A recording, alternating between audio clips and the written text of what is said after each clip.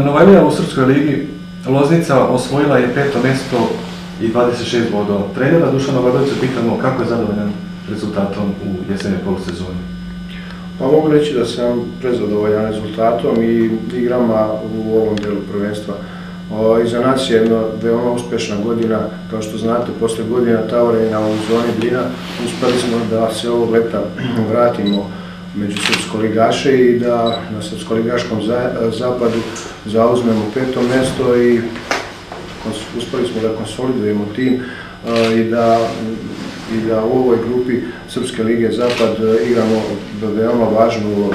Znači, Loznica se vratila na stare slave, sada je na upravi i na ljudima iz kluba da procene situaciju i da vidimo na proleće da li smo organizaciono i po drugim pitanjima sposobni da u ovoj sljedećoj godini možda napravimo još veći rezultat. Imate neki spisak pojačanja koji bi trebali da dođu sada na proleće? Pa još uvijek nije počeo prelazni rok, ali sigurno da ljudi u klubu i mi kao stručni štab imamo neka imena u mislima, ali još uvijek nećemo izlaziti u javnost sa tim imenima. Bitno nam je da ovaj tim ostane na okupu koji je igrao u ovoj jesenjem dijelu i da sa par pojačanja, možda 3-4 igrača, jedno 2 iskusne igrača i možda 3-4 mlađa perspektivna igrača pojačamo konkurenciju u timu i da to još jači tim bude na proleće. Može li se stići vodića mača? Pa 6 bodova, rekao sam i ranije, nije ni malo, ali nije ni nedostižno.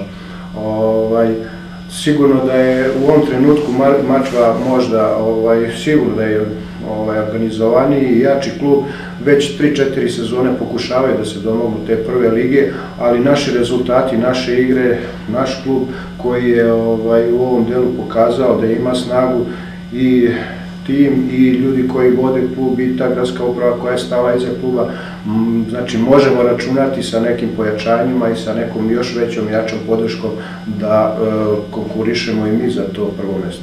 Kada planirate početak priprema? Pauza u ovom dijelu, znači u ovom zimskom periodu je previše dugačka, znači 2 mjeseca već igrači će biti na odmoru. Početak priprema je planiran za 22. januar, mislim da tih 7 nedelja rada posle garantuju da će se oni spremiti i za te prolećne borbe. I najprije poruka navijačima Loznice?